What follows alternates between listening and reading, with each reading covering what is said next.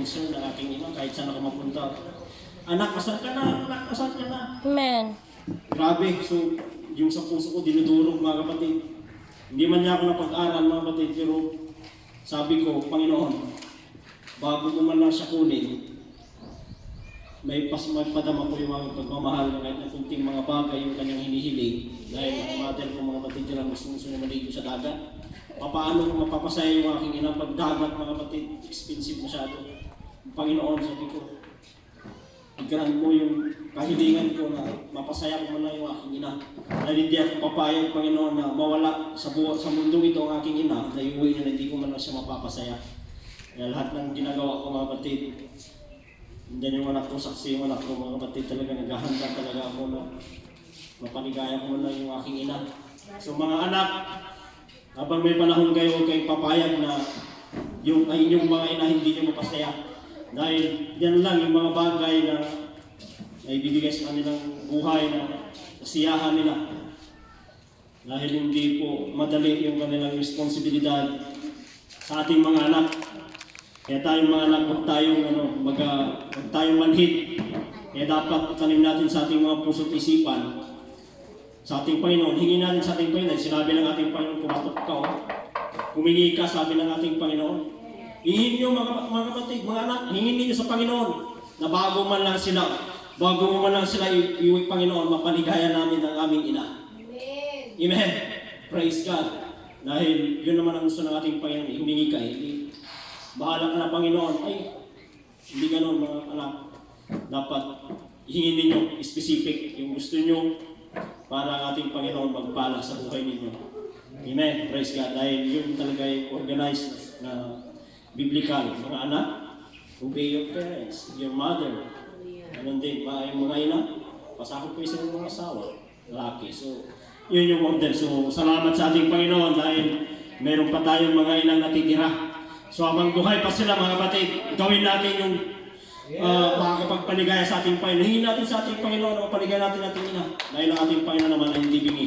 Naririnig niya yan. So, amen. Praise God. Supurihin ang ating Panginoon. So, patuloy tayo sa ating gawain mga kapatid. Ibibigay ko na sa magdadala ng mensahe sa ating Panginoon. So, lahat po yung magsitayo. Please, stand up. So, palakpakan natin ating Panginoon.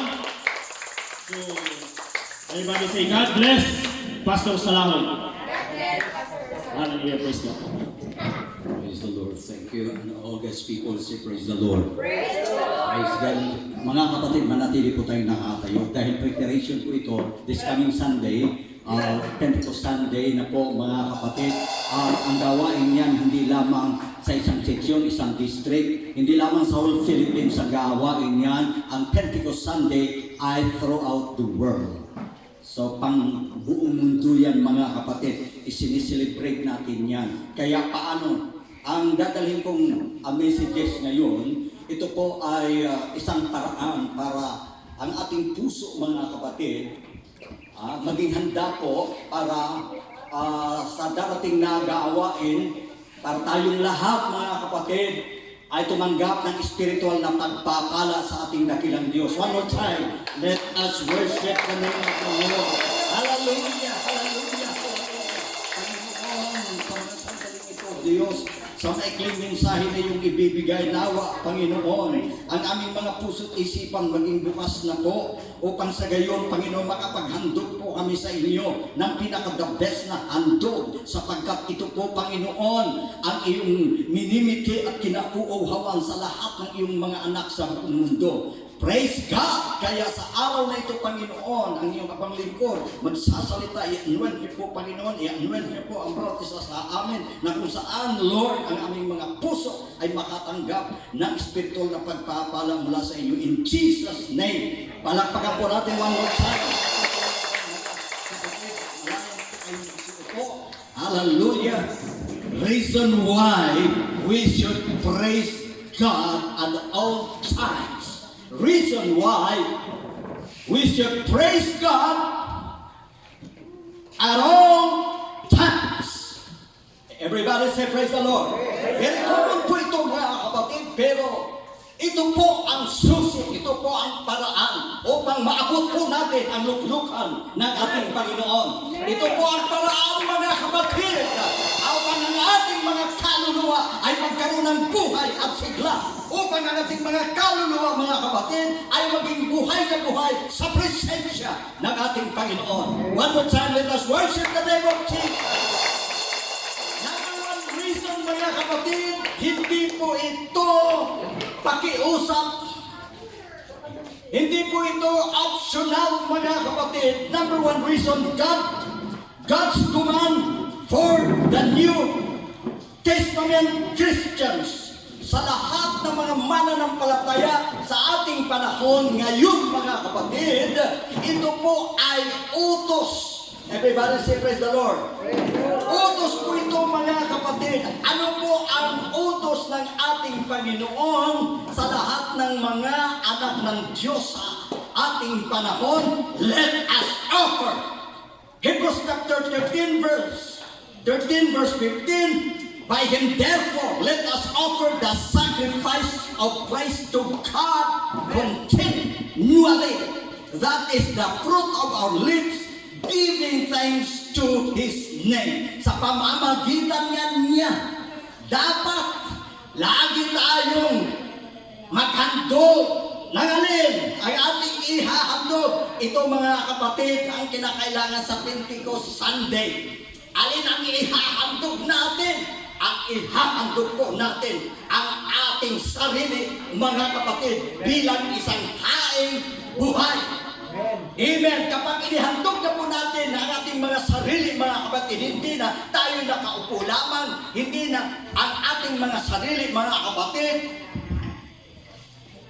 na tayo po ay nananahimik lamang, kundi kailangan ang ating sarili mayroong sacrifice. Ano po ang sacrifices na dapat gusto ng Panginoon, mga kapatid, para sa mga anak ng Diyos sa Bagong Testamento?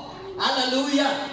Kaya, mga kapatid, inaaralan tayo ng salita ng Diyos na dapat ang mga anak ng Diyos ay hindi po mananahimik. Palagpagan natin siya.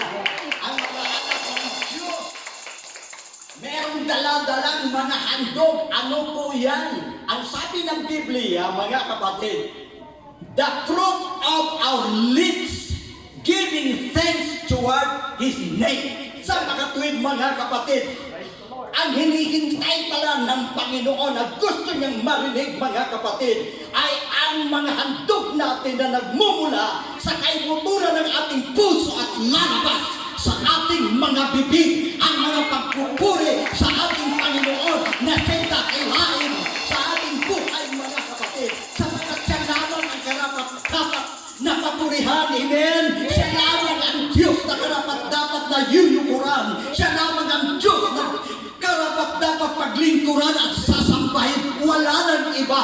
Kaya yan po ang handog, mga kapatid, na nais ng Panginoon na dalhin natin sa trono ng kanyang biyaya. Nang sabi ng Biblia, sa pamamagitan ng ating mga labi, ang lahat na may mga bibig magsabing praise the Lord. Ang mga bibig na yan, hindi yan gagamitin para ikay magalit, para ikay magmumura, para ikay magsasalita ng masasamang bagay.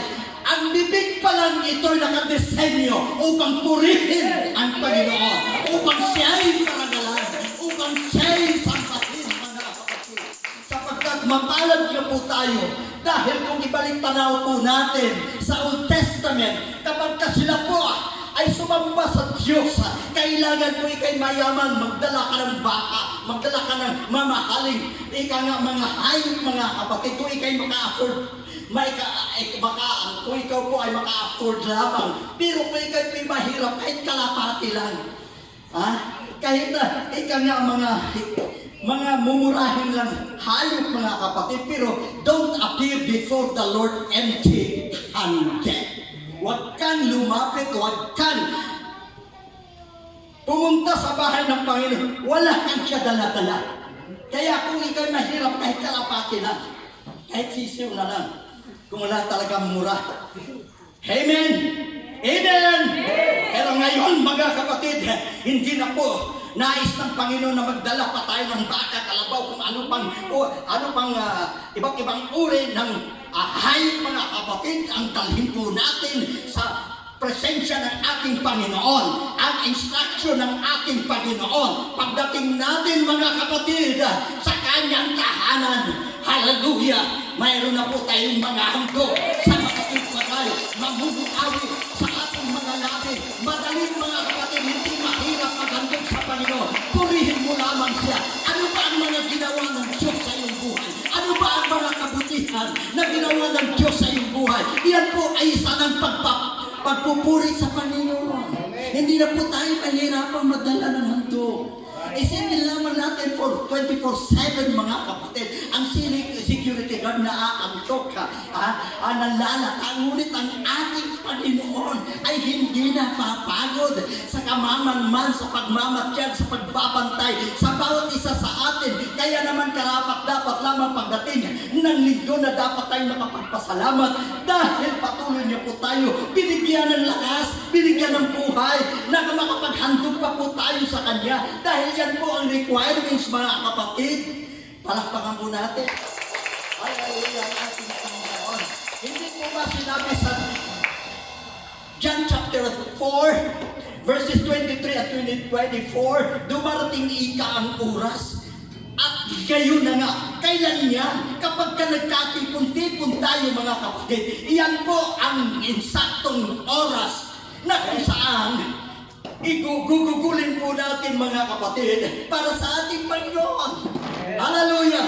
Kaya nga po, pagka ikay dumating sa bahay ng Panginoon at pagka naka-stipler, nakakantado yung ating mga bibig, wala palang ginawa ang Panginoon na kabutihan sa atin. Wala ka bang maihahandog? Hindi mga kapatid, hindi lamang sapat na nakikinig tayo, hindi lamang sapat na nakikinig tayo ng kanyang mga salita o kanyang mensahe mga kapatid. Pero ang sabi ng Biblia, may instruction by Him therefore let us offer the sacrifice of praise continually. Individual responsibility po yan mga kapatid. Tungkulin po ng mga anak ng Diyos na nakaranas ng kabutihan ng Panginoon, na meron po siyang alay, meron po siyang handog ng mga pagpupuri. Ibuka mo ang iyong mga bibig, mga kapatid. Kaya hindi po sabihin natin nabibigay ang Panginoon. Masyado naman tayong emosyonal. Pero handog ang pinag-uusapan Ano ba ang pwede mong maihandog sa Panginoon? Come on, church! Wala po tayong ibang maihandog kundi ang ating matatapat na pagpupuri sa Kanya. Oh, hallelujah! Hindi ba mga kapatid, makapagpuri ka sa Kanya dahil hanggang sa ngayon, kahit marami kang pinagdadaanan, kahit may mga problema, may mga kabigatan, sari-saring mga dumarating sa ating buhay, iyan mga kapatid, nagpapatuloy ka pa rin, narito ka pa rin. Amen! Isang malaking magpapasalamat dyan sa ating Panginoon dahil inaasahan ng Panginoon, hinahanap niya mula sa atin ang ating sacrifices of praise. Hallelujah! Praise God. Mga kapatid, si David mayroong vow. May panata si David. Si David, mga kapatid, nangako sa ating Panginoon. Kung kaya naman, ang buhay ni David, mga kapatid, kahit may mga shortcomings o failures, ang buhay ni David, yet wala kang mabasa sa Biblia na tinawag ng Diyos. Naman months after God's own heart. Bakit? Hindi biro mga months after God's own heart. Tinawag ka, ikaw.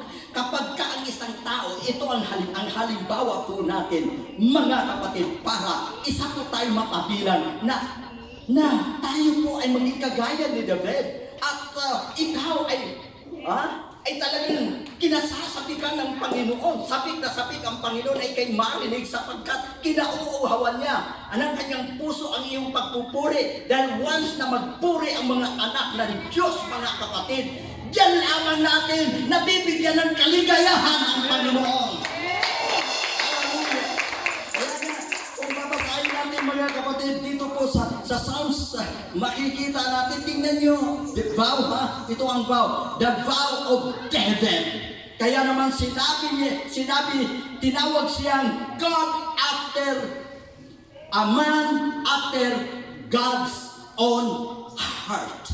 Hallelujah! Bakit tinawag siya mga kapatid? Na parang yun ang naging puso ng Panginoon. Dahil ano ba mga kapatid ang buhay ni David sa harapan ng ating Panginoon? Ito, Psalms 34 verse 1. Aking pupurihin ang Panginoon ng buong panahon. Allah, in the good times, in the bad times, kahit ano mga kapatid ko, ang kanyang nagdadaanan sa buhay, tagumpay man, kabiguan man, meron mang malaking problema sa kanyang kaharian, hindi siya mga kapatid ko nadidistract sa kanyang pagpupuri. Hindi nakakapag-discourage ang mga nangyayari sa kanyang kaharian, mga kapatid. Dahil ang sikreto niya para siya managumpay sa laban, walang ibang siyang ginagawa, mga kapatid, kundi anong sabi dito? I will praise the Lord at all times. His praise shall continually be in my mouth. Ay grabe mga kapatid, pupurihin ko ang Panginoon sa buong panahon. Kaya hindi makasingit ang diablo. Hindi makasingit mga kapatid ang mga negatibong bagay. Dahil ang namumutawi, ang lumalabas lagi sa bibig ni David, mga kapatid, ay mga pagpupuri sa Diyos. Hallelujah! Amen! Namata si David, mga kapatid. Kaya kung titingnan po natin ang buhay ni David, siya po ang pinakamalapit sa damdamin ng Diyos. Amen! Hindi lamang si David, mga kapatid, ang magiging malapit sa puso ng Panginoon kapag natuto po tayong purihin natin na may buong katapatan ang Panginoon. Mapapalapit po tayo sa Diyos. At ang Diyos, mga kapatid, amen, atin pong nabigyan ng kagalakan o kaligayahan. Iba kasi kapag natuwa ang Diyos sa ating buhay. Bago mo palang sabihin, mga kapatid, narito natalastas niya ng buo. Alam niya na lahat. Amen? Amen? Bago mo pa sinisip, bago mo pa sinabi, alam na po ng Panginoon, pero gusto lang ng Diyos na marinig mula sa inyo. Amen. Dahil masyado namang unfair, mga kapatid. Amen? Amen. Hallelujah sa isang magulang sa anak, mga kapatid. Opo, alam ng magulang na talagang gusto mo ang bagay na yan, pero masatisfied ang magulang at may kagalakang magbigay sa iyo sa iyong inihingi kapag sinabi mong may lambing. Sinabi mo,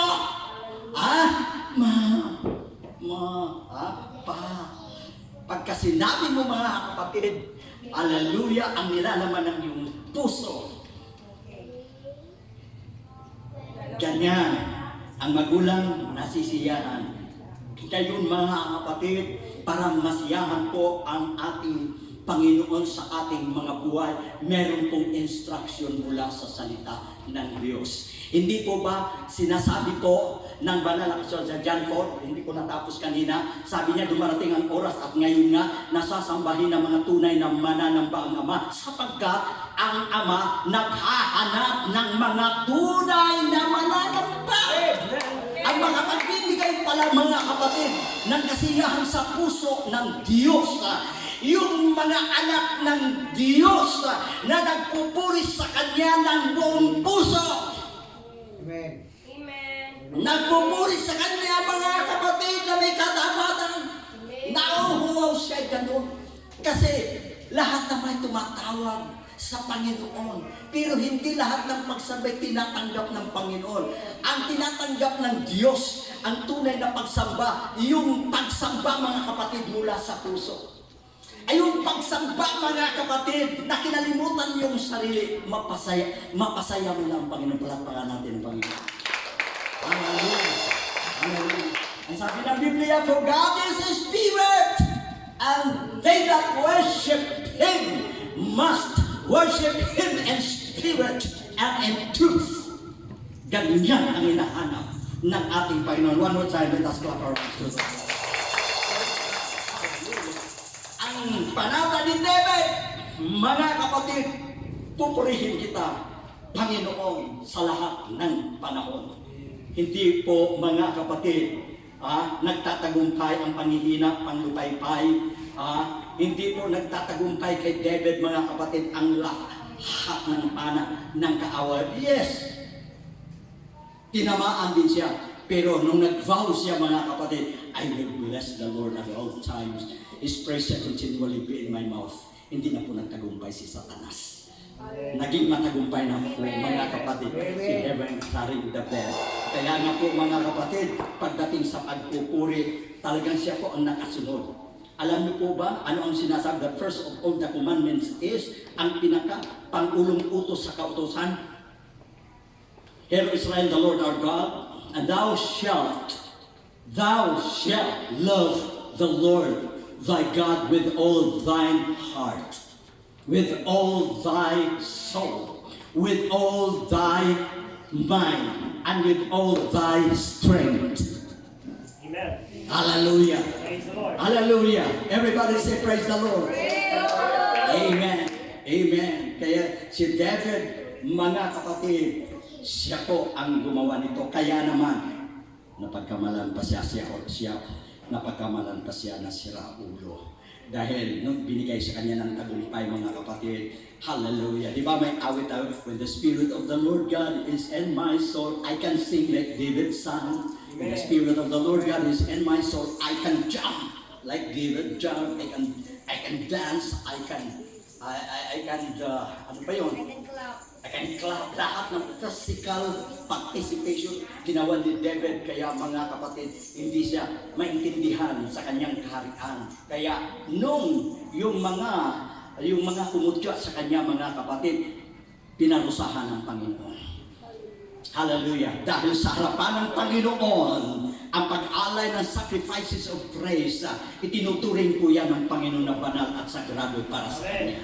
Dahil wala na pong ibang makapagbibigay ng kagalakan sa damdamin ng ating Panginoon, kundi ang ating matatapat na pagpupuri at pagsamba sa ating Panginoon. At ang ating pong halimbawa, mga kapatid ko, si David. Si David, mga kapatid, he vowed unto the Lord. Amen. Now I will bless the Lord. I will praise the Lord at all times. Therefore, God said, ikaw ang aking puso at naging damdamin. Hallelujah. Purihin ang Panginoon. Hallelujah. One more time, let us praise the Lord. Praise God. Praise God.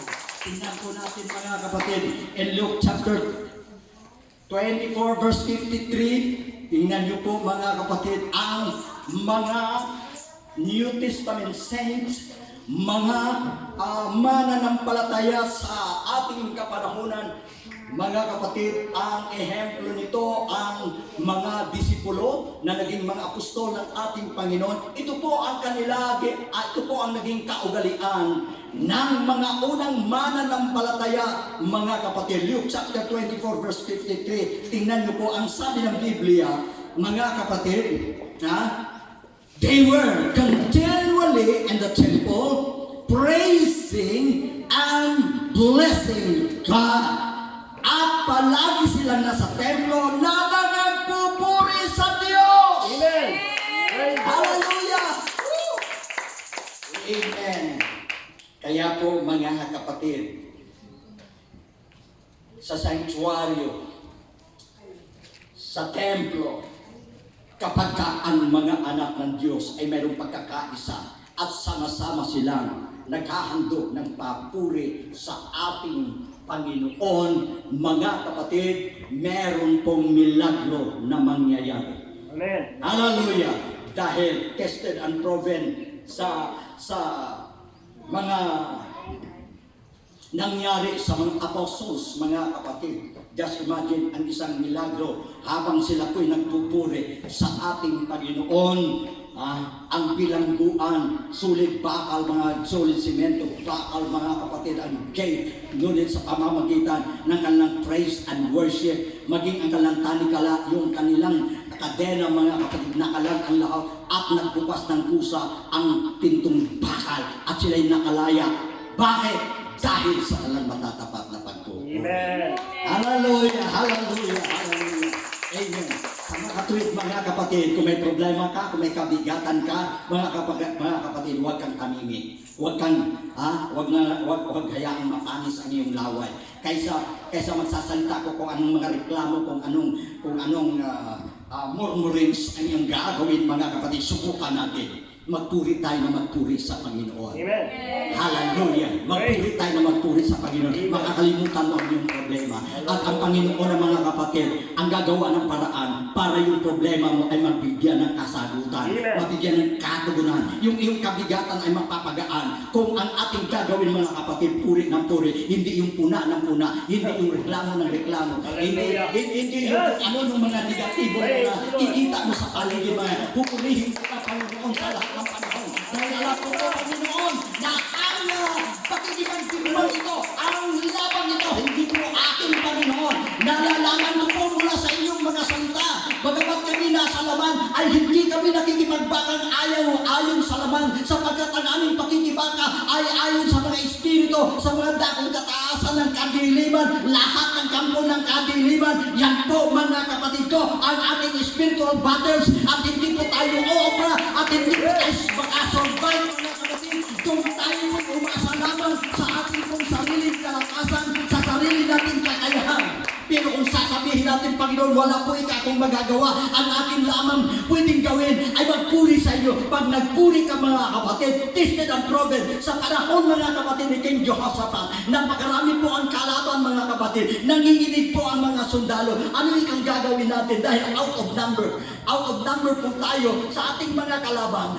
Mga kapatid, ito po ang sikreto ni King Jehoshaphat. When the Spirit of the Lord is in my soul, I can sing, I can praise, I can dance. Hallelujah! I can worship the Lord. I will sing praises and to God. Kung kaya, mga kapatid, sinabi ng Panginoon, the battle is not yours, but the battle is mine, saith the Lord.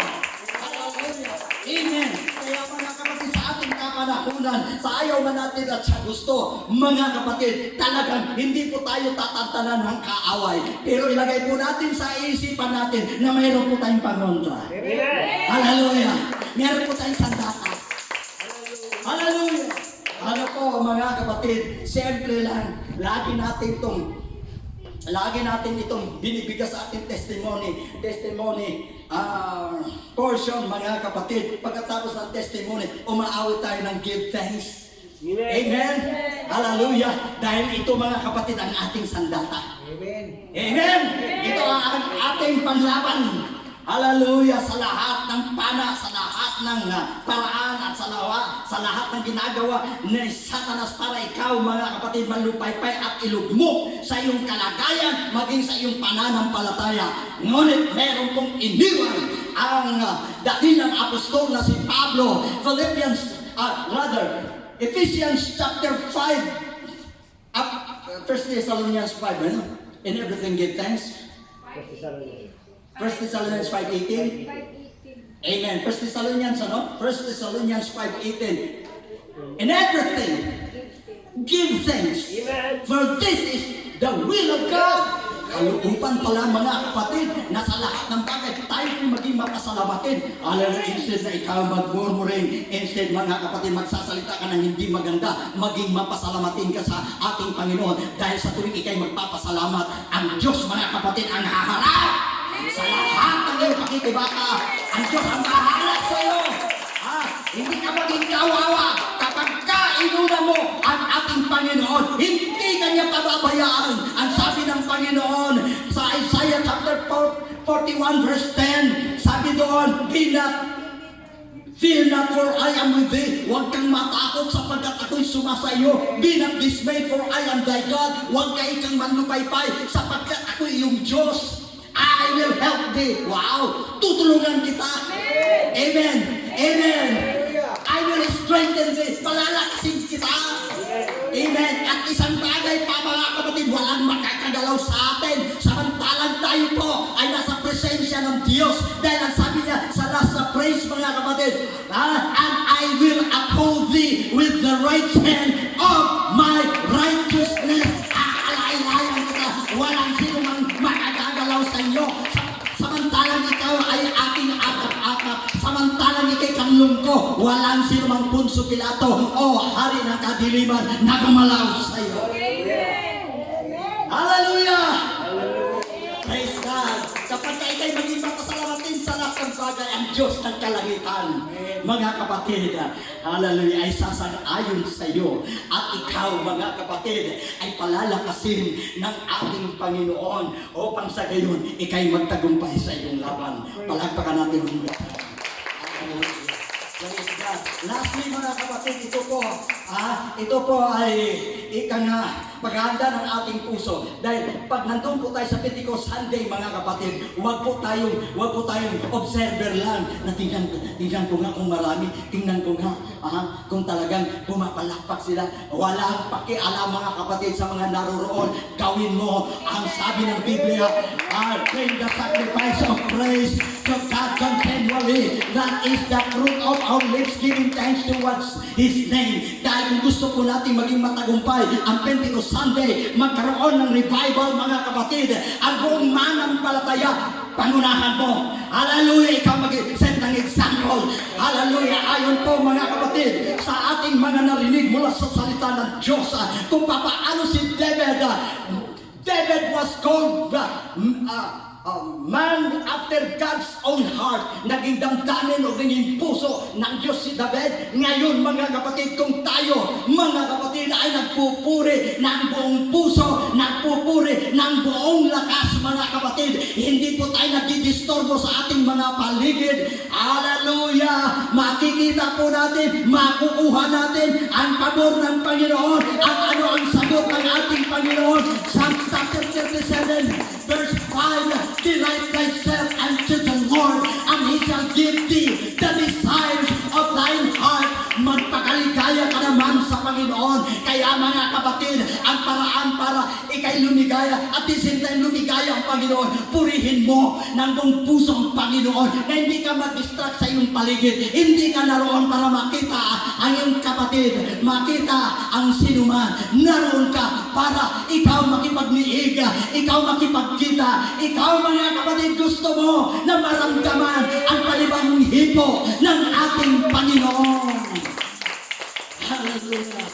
Hallelujah! Kailangan natin ang panibagong hipo ng Panginoon, mga kapatid. Naalaala ko, nung nasa Bible school pa kami, mga kapatid, ang awiting ito, narinig ko, mga kapatid, doon sa aming evangelistic trip sa Pampanga o sa Mabalacat, mga kapatid, Pampanga, na mayroong isang young people doon, inawit at hanggang sa ngayon nakatatak ang awiting ito sa aking isipan. Ang awit nagsasabi, don't you know I need your brand new touch? My strength from yesterday is gone. But if you give me, Lord, another touch, I have the strength to carry on. Hallelujah! Ang bawat isa sa atin, mga kapatid, hallelujah, hinangad natin na magkaroon tayo ng personal encounter. Mga kapatid, maramdaman natin ang panibagong hipo ng ating Panginoon. Amen. Hallelujah! Di ba sa Bisaya, may awit na sa jutang ikap mo, Ginoo, mutabang dako sa kalisdanan ko, ngit-ngit sa gabi, muabot ang kahayag sa jutay hikap mo, Ginoo. Kinanglan, kailangan natin, mga kapatid, sa kunting hipo ng Panginoon. Mga kapatid, malilimutan mo ang iyong mga problema. Hallelujah! Kung ano man ang iyong kabigatan, mga kapatid, makomfort ka at magkaroon ka ng panibagong pag-asa sa buhay mo. Hallelujah! Na kung saan ipagpatuloy mo ang life must go on, mga kapatid, dahil hindi pa bumabalik ang Panginoon. Nandito pa tayo sa lupa, patuloy pa rin po tayo nakikipagbaga. Ang sabi po, paalaala mula sa salita ng Diyos, ang makapagpatuloy, ang makapagtitiis hanggang sa wakas, yun lamang ang maligtas. Kaya, mga kapatid, paano tayo makasurvive? Kailangan natin ang kunting hipo ng Panginoon. Kailangan natin ang presensya ng Panginoon, na madama po natin one more time. upang sa gayon mga kapatid, magkaroon ka ng panibagong pananaw sa buhay. At ang kabigatan mo, kagaya ng sinabi sa Matthew chapter 11 verse 28, magsiparito kayo, kayong lahat na nahihirapan, napapagal, napapagod. Pumarito kayo sa akin, wika ng Panginoon, sapagkat ako ang magbibigay sa iyo ng kapahingahan ng iyong kaluluwa. Ako'y magbibigay sa iyo ng kasagutan kung ano man ang iyong problema. Kung ano man ang iyong kabigatan, ano man ang iyong suliranin, meron akong kakayahan para sagutin ang iyong mga kahilingan. Hallelujah! Hallelujah! Bakit mga kapatid sa sandaling ito? Bakit hindi natin samantalahin? Kailangan natin ang brand new touch ng Panginoon. Ihanda natin mga kapatid. Ihanda natin. Walang ibang hinihiling ang Panginoon, kundi ang ating matatapat na pagpupuri. And lastly, mga kapatid, Psalms 150, very common verse at very familiar, mga kapatid, ang verse na ito from time to time. Psalms 150 verse 6, let everything that hath breath praise ye the Lord.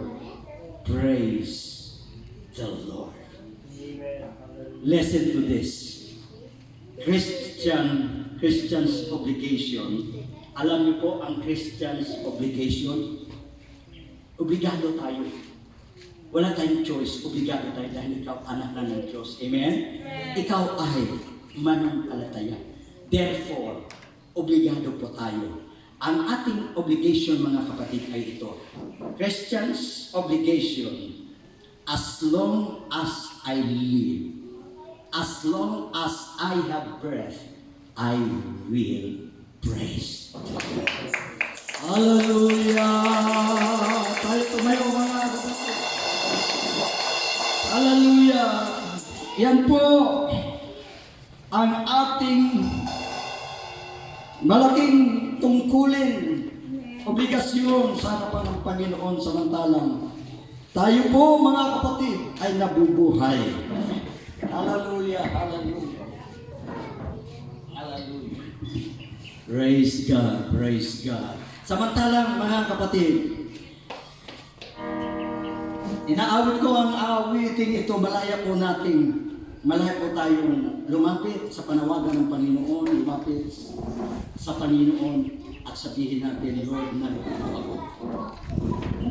Here am I, Lord. I will offer my life as a living sacrifice.